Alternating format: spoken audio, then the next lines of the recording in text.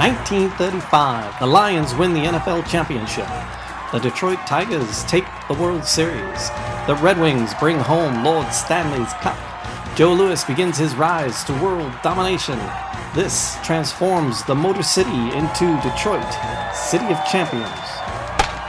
All right, we are dropping anchor again. It is Detroit, City of Champions, the podcast. I'm Jamie Flanagan. Charles Avison. And we are telling the special story. Guest with... Oh, yeah, Roger. Roger Luksik, Packard Proving Grounds. Hey, Roger.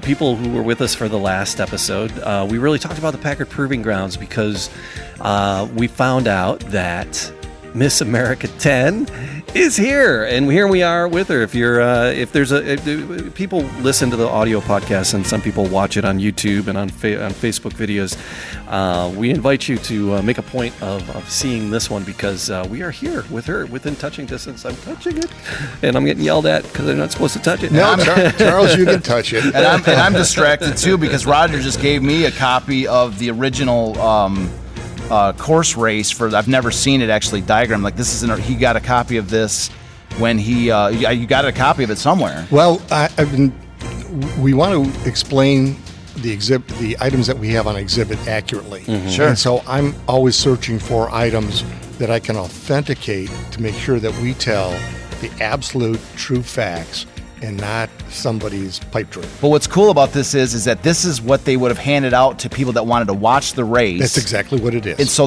So what you're looking at is where you're allowed to sit, where if you have a boat, where you're allowed to anchor, where it's like the whole track. Oh, that's great. Yeah, it shows like the map of the the shorelines. Is the Rooster Tail and Belle Isle on that? Is that no, this is up. This is on Lake St. Clair. Okay. And there's a turning point to the north at the Grosse Pointe Yacht Club. Okay. And then at the southern turning point would be further downriver than what would be at one time Henry B. Joy's private boathouse, but is now today the Crescent Sail Yacht Club. Okay. So the track is 7 miles, and the race is going to be 5 laps. Okay. So the straights are 3 miles long each. That's what's so awesome about this. You see it. You can see the track. So this is Lake St. Clair. This is what this map is. We'll put a picture up for people to see. Yeah. But so because what's different about this is up until 32. This is the 32 race. Right. And this is the first one that the Miss America would have been in. Right. In the 31, all the races up to 31 were around Belle Isle. Okay. Right. I mean Correct. That's my understanding too. And so it was around Belle Isle, and so that's what we're going to show that we'll have it. But this is if you're going to come to the race in 32 to around Lake St. Clair. This is what they would have been handing out, and it's interesting because we'll talk about it in the next episode because we're going to be actually talk about the race itself in the next episode. But these are what you would have been handed out, and I'll bring this up in the next show. Yeah. These are what you would have been given if you're like, hey, you going to the race? Yes. Here's your, this is the seating for it. Maybe it would have appeared in a newspaper even. Well, as you say, this is a handout. This is a handout, but maybe they would have even put this out in a newspaper at the time. Could very well be. Yeah. There's a lower part to the page because they're expecting 1 million visitors, and the race starts at the crack of dawn, 6:30. And he talks about that in the next bit morning. Too. 1 million people. I have a quote about that for the next one. He actually talks about how he was feared. I'm not going to read it all in here, but he talks about how they made it early in the morning because of the weather, and they wanted to make sure that they thought it was going to be calmer that day. Exactly. Yeah. All right. And he was worried though because there's all these boats in the water, and he was like, it was raining, and there's a whole story about the morning of that race. So there's other instructions on where the 1 million visitors can park along what is Lakeshore Drive. Okay. And where you're going to get parked, where you can get bussed in, and everybody's waiting for the big race. Yeah, wow. that's 1 million people. I got a great. I wish I could read it right now, but I've got a quote for it right here in the book, and he talks about in the morning of the race and the way that J. Lee Barrett. You've read Speedboat King. Have you read the Speedboat Kings? Not entirely. Oh man, we got to get you a copy of that. I mean, it's $700. Chris found one for like $10 somehow, but it's like one of the greatest books. And like J. Lee Barrett, he was the treasurer of the what was it the entire whatever the boat club the speedboat organizing association body, yes. like the speedboat association. He was the treasurer, so he was there, as we're going to read in this quote. Yeah. He was there for everything. Like he probably was the one that issued these documents. Could very well be. And so that's what I mean. Like and he was actually talking about. He's like, we were terrified in the morning of the race because we thought there was going to be a disaster because it was so rainy and there's all these boats jostling in the river and all over the place. He's like, we thought we made a huge mistake. Like there's going to be a humanitarian crisis as a result of the early start of this race because nobody could see anything. It was all in the dark and it was raining and all this. And so Roger, there's a whole story and that's what I'm saying. That's what's so interesting that you have this, and I really appreciate you bringing this. No problem. He's a monster. Totally, He absorbs history. I'm a junkie for this kind of stuff that's connected. Well, I to saw your this, enthusiasm on your podcast on YouTube, and I thought, did you seen so good? Oh, absolutely. Great, thank you. I'd like to do my homework. Oh yeah. It's like, so you, my mom, we got 2. So we did all right Charles, so we got far, 3. I think? You're doing great. Okay, good. So while we were taking a little break there and getting set to do this next episode, we talked about the length of the boat is 38 feet. 10 feet wide. 10 feet wide. What else do you know about the Miss? Because we almost missed her. Renee here at the Packard Proving Grounds has been helping facilitate us, get us in here to be able to do this live here today, and we appreciate her and we appreciate everybody at the Proving Grounds letting us play here.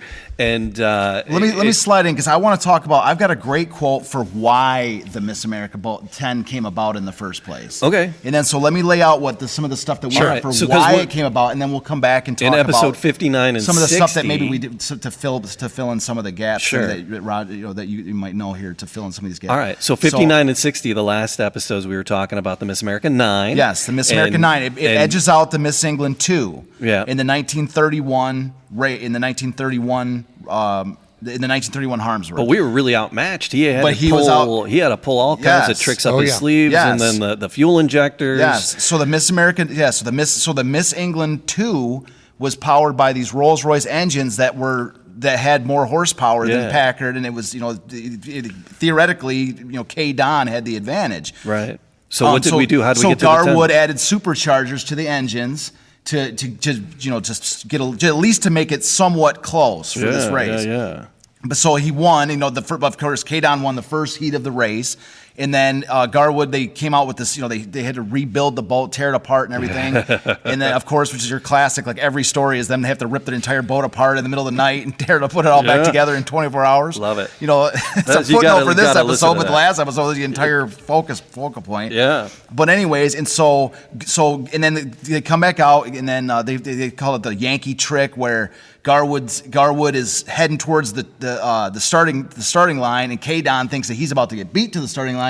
So they make a dash to try to keep up with Wood, and the reality was Wood overshot the line, which Wood never did. Right. And then K-Don also overshot the line, which disqualified them both. They didn't know it. And then then the Miss America 8 ends up the winner of the race because that's the only one that's not disqualified. Right. Yeah. Right? So, and his brother's driving. And then the course of the race, the Miss England 2 is disabled, and I think it flips upside down, or it's disabled in some way, and so it's not even able to race the final one.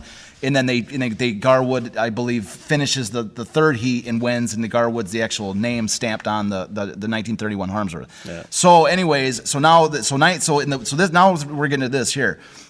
So in the winter of 1931, Garwood is making repairs to Miss America 9, and so he wants to.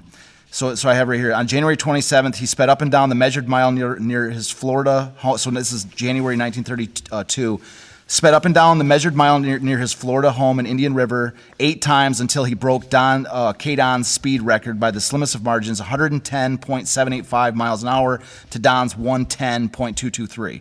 However, because the times were so close, a technicality led Wood to another attempt. In this case, he went 111.7196 miles an hour on February 5th to leave no debate that Garwood was once again the world's fastest man on water. So there we go with that. So here's the thing though. So K-Don comes back the next. So having recognized what Garwood did the previous year to add superchargers to his engines to be able to keep up with these Rolls-Royce. Rolls-Royce says, well, why don't we just do the same thing? And so they add superchargers to their engines, which now raises. So the Miss England 2 had already had a maximum capability of 1,800 horsepower. Which is 3,600 combined between her two engines. The new they instead of a Miss England 2, now the new boat that's built is the Miss England 3 with the supercharged engines, and now they have a 4,000 combined max horsepower. No fair copying. So they copy Garwood. So they go from 3,600 horsepower in the Miss England 2 to 4,000 in the Miss England 3. So now there's the engines that Garwood has in the Miss America 9 are just no longer.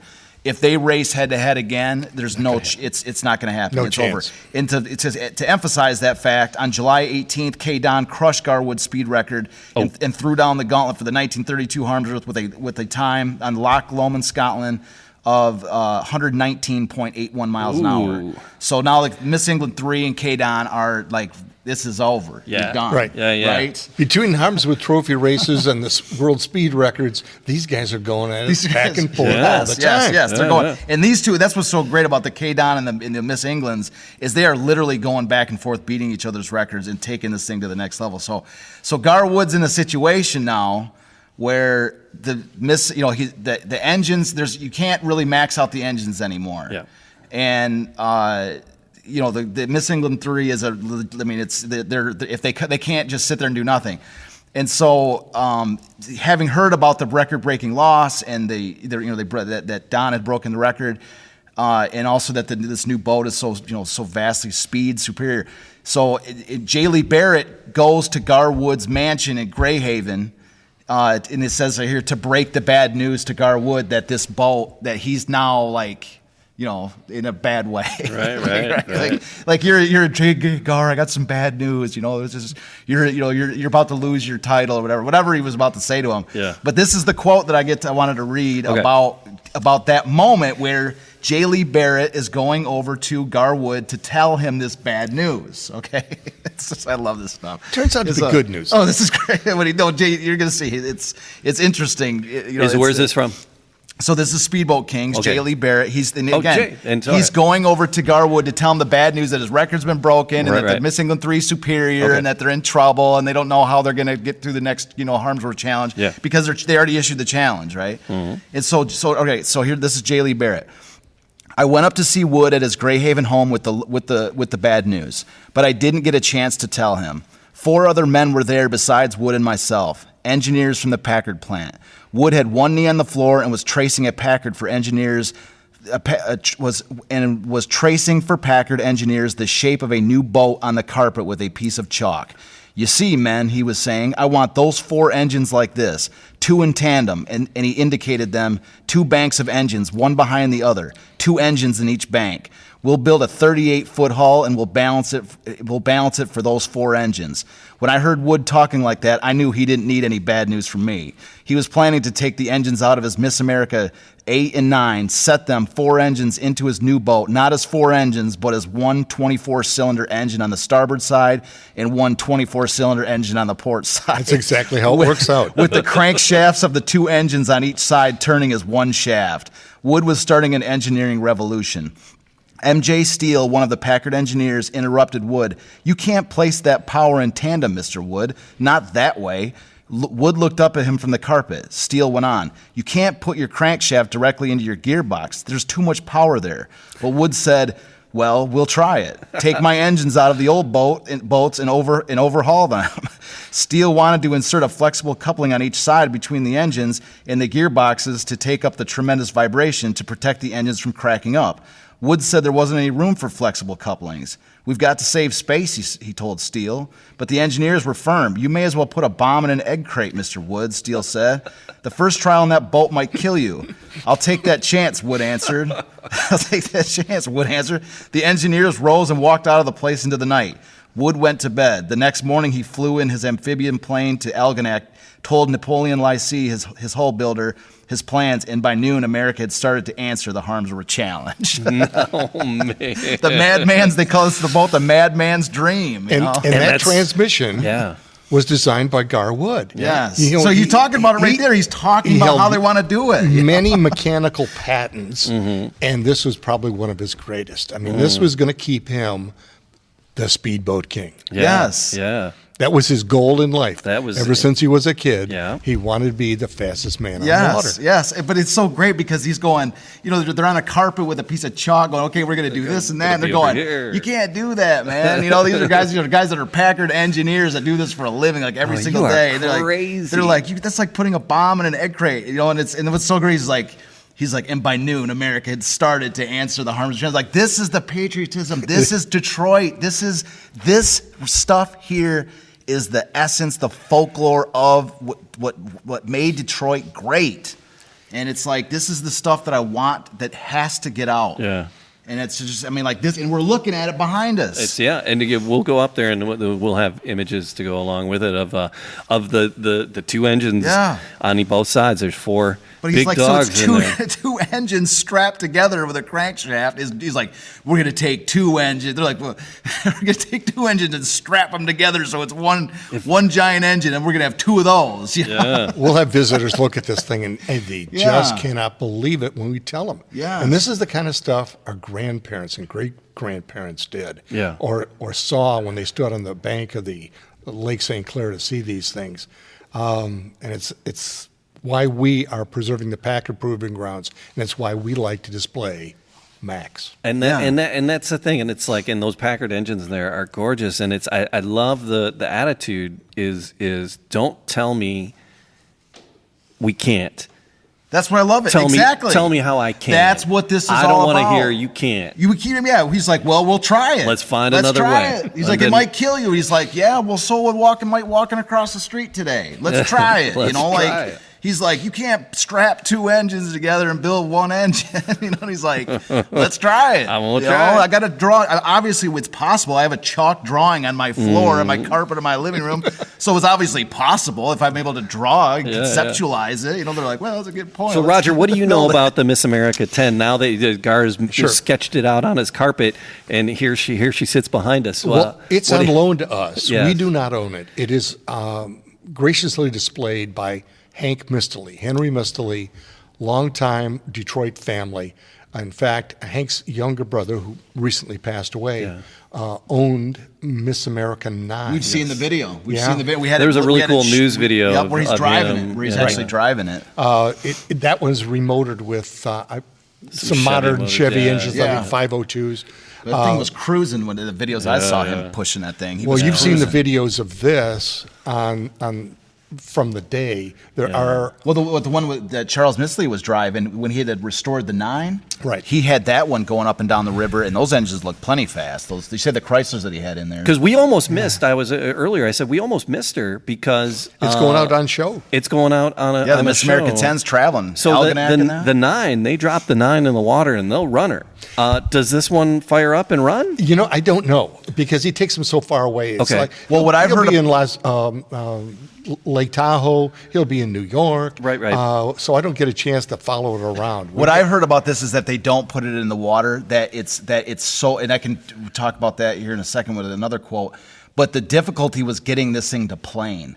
That was one of the first race they ran in the first heat. They couldn't even get it to plane. They had to Right. tear it apart again after we're going to talk about the next episode. But after the very first heat, they had to tear it apart because they couldn't. It was so difficult to get it to plane. So I think that it was like, I mean, this took like their entire crew just to get it to plane. Wow. You know, so they're like, you know, to get it up on its hydroplane. So like, you know, this is not something that's just you just put this in water. This is like just to get this thing going for a Well, the race weight is an alone- engineering feat. The weight Yeah. alone is much more than a lot of Yeah, places like where this is- antique boats show Yeah, up. Yeah, I yeah, mean, yeah. you'd have to be near a major marina to pick this up on a travel Sure. lift. Yeah. Yeah, and they were saying that when they And built the this, 9 is decidedly small. Do we know how big Yeah. the 9 is? I don't know that. I know that this boat, Max, was At the time, the limit was 40 feet, and they drew her at 38. So when Wood is talking about not enough room for couplings, that's because he can't make the boat much bigger. Right, yeah. So he's limited. So I have another quote here which talks about when the boat was first built, when they first built it. Okay. So he says, so this is again J. Lee Barrett, of course. This is our guide through this entire story so far. He's this guy that was there. I love this People King book. So anyways, so it was June in 1932 when I first saw the new boat that Wood had drawn up on the carpet of his home that winter night. It was hanging there in its cradle at Wood's boat well in Algonac, Miss America 10, a finished product with 4 giant engines developing 6,400 horsepower, 2 in tandem, one behind the other. It looked to me like those 4 engines would tear that beautiful mahogany hull to slivers. The engineers had told Wood that the first trial in that boat might kill him, but that didn't stop him. Slowly, as we watched there, the new boat was lowered from its cradle and slipped into the water for the first time. Wood and Johnson stepped into the cockpit. Johnson pressed the starting button. 6,400 horsepower was loose. The boat shot like an arrow out onto the river. In less than a minute, it was out of sight, but we could still hear those engines roar. Its 16 carburetors pouring 5 gallons of gasoline into them every mile. Its 96 spark plugs clicking and firing perfectly. The boat came back in a few minutes and was again strung up in the cradle. Wood, his face still stinging from this hail of smashing spray, climbed out of the cockpit, took off his helmet from his white head, and smiled. He was satisfied, happy as a young boy who had suddenly discovered the secret of a toy puzzle. "She'll do," he said. "She'll do." She'll do. Wouldn't you like to be in the throttle man seat where Orland Johnson sits? Yeah. That'd be amazing. Yeah, so it's just we were talking about the gallons of gasoline. So this, he says 5 gallons of gasoline into them every mile. So maybe we're talking about talking about per bank or something. Must be because I've heard that it was going through but it's still 10 gallons per mile. Yeah, so that's a lot of gas. Like if you're going, well, I get 25 miles per gallon of this thing. You're like, well, I get 10 gallons a mile. 10 gallons a mile. They also 10 gallons a mile. That's a different game. That's a whole nother. You got to flip the math on that one. Jeez. So in a Harmsworth race with 35 miles, he's burning almost 400 gallons. Yeah, 400 gallons of gas And that, Harmsworth on one single heat too. Yeah, just going, geez, man, that's like back then. They're like, what would the environmentalists say back then? They're like, how much does that boat take it off? Like, can you make that more environmentally friendly? He's like, well, we'll work on that. We'll get to that as soon as we can. But he's answering the call. Miss England 3 with 2 Rolls Royces. Yeah. No, we're going to go 4 Packards. That's why I call her Max. Yeah, absolutely. He's like, they're maxing it out. He's like, if there kept on being races, he would have taken it to 6, or 8. This is a man that's not going to be beaten. And so, Jay, if we can insert this picture at some point too, like this is such a great image showing like this monster, and it has Packard on there too. Oh yeah, yeah.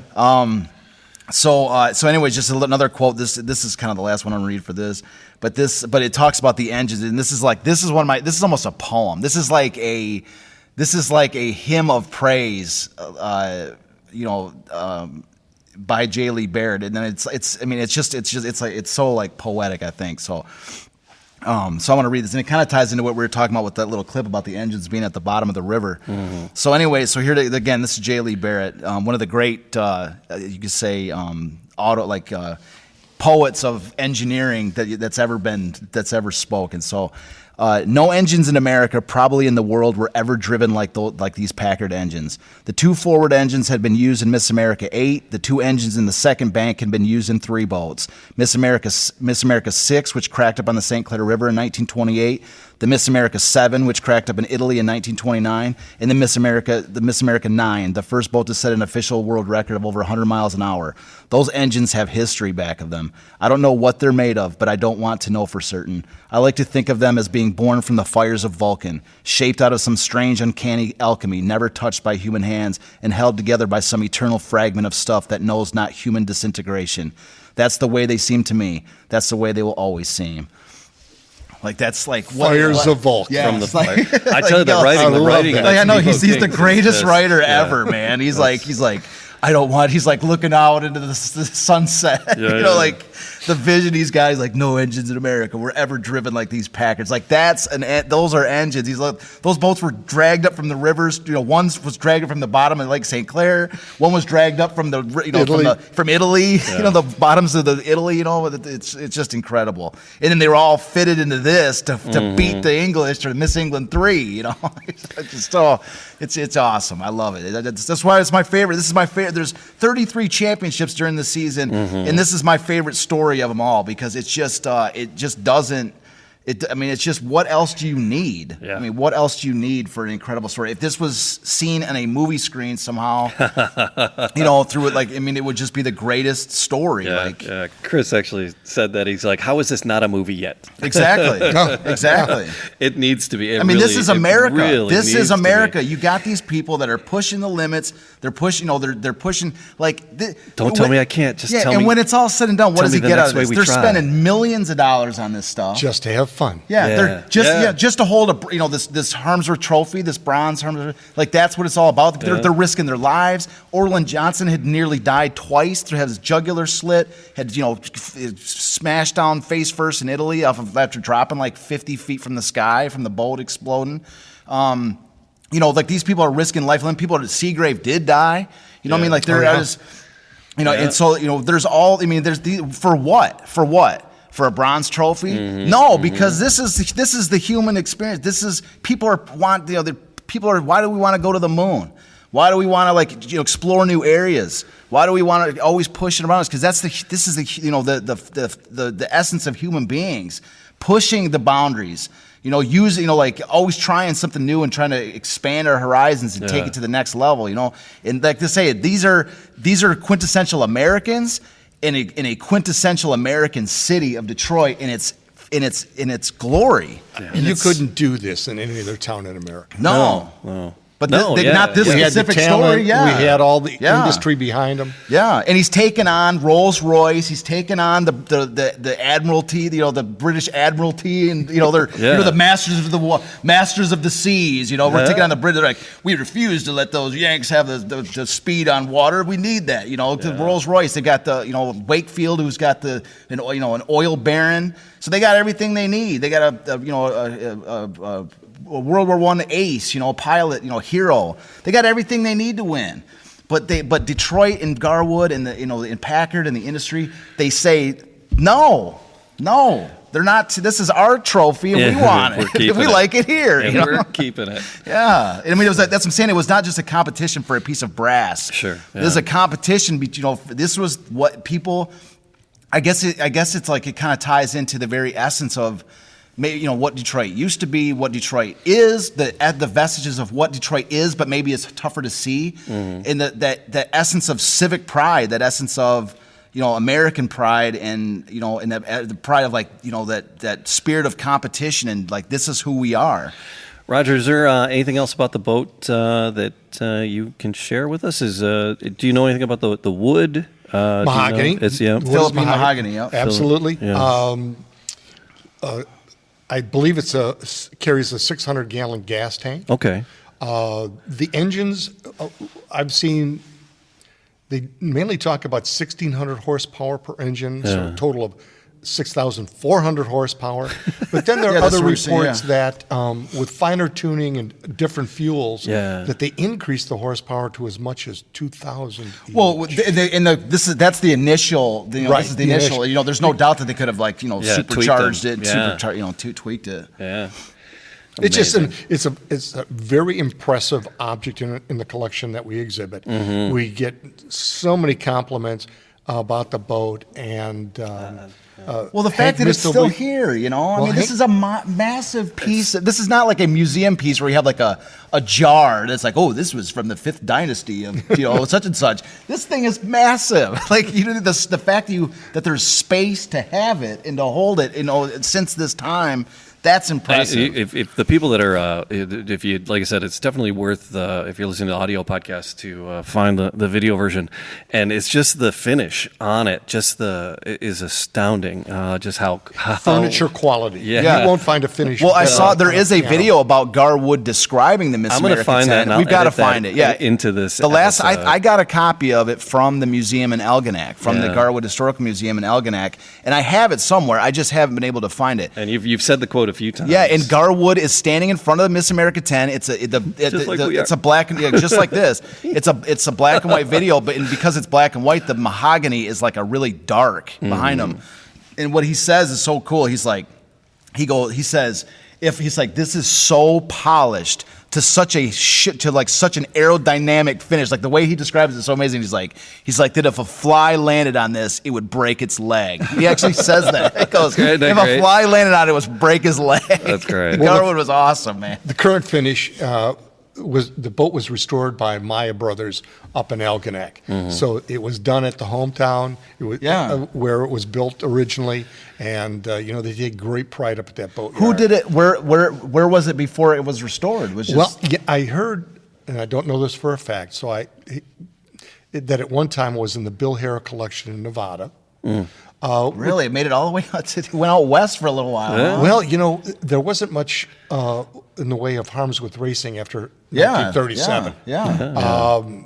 And folks like Bill Harrah would be typical for him to buy something like this for his collection. He had the world's largest auto collection. Okay, I get you. I can see that. Yeah, and he had a lot of Packards in his collection. And you're near Lake Tahoe, why not? And Bill has had a large collection of boats.